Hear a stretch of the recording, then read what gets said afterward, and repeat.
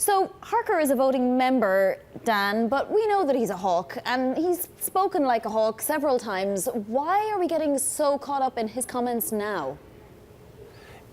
It's another sign, Vonnie, that the stars are aligning for an increase in the federal funds rate at some point in the next couple of meetings. I don't know that President Harker has been in the job long enough for us to quantifiably take a look at his voting record, as we would say Charlie Evans or Jeff Lacker.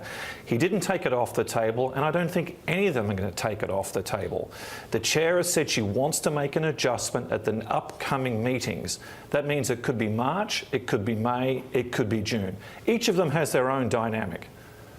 Well, if her strategy, and there must be a little strategy here, right? They don't just look at the data every day and decide that day how they're going to strategize. If her strategy was to bring up the odds for March, but really move in May or June, she's done exactly that, right? The odds for March are now 38% according to WIRP. March is definitely a chance. The problem is if they start waiting till May or June. Let's take two of those. With May, they keep saying every meeting is live, but few people actually believe it because they haven't moved at a meeting where there's been no press conference. Now, if they want to test that and shake that assumption, May wouldn't be a bad time to do it. However, you're bumping up against the French election, and do they want to do something in such close proximity to geopolitical risk? On the other hand, if they wait until June, we get into the situation that John Williams described in his interview with us earlier this month. The arithmetic starts to box you in if you want to be credibly seen to be doing 2 or 3. So you wait till June and people say, aha, so that means June, September, December. The element of surprise is gone, assuming they want that.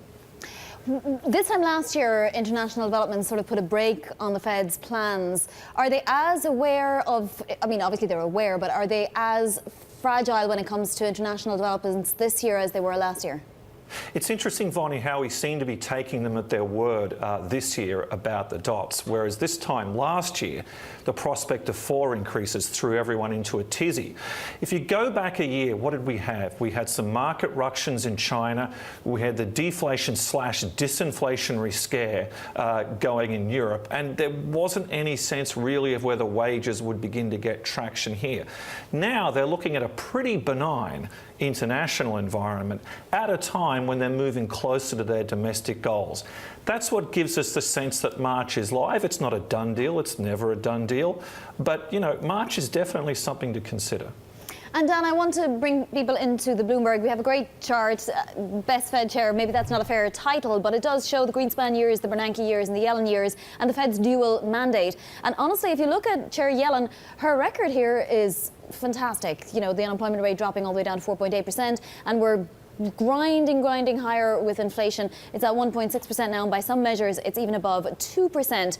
So how will history judge Yellen, given that the current president may appoint up to, what, 6 people for the Federal Reserve?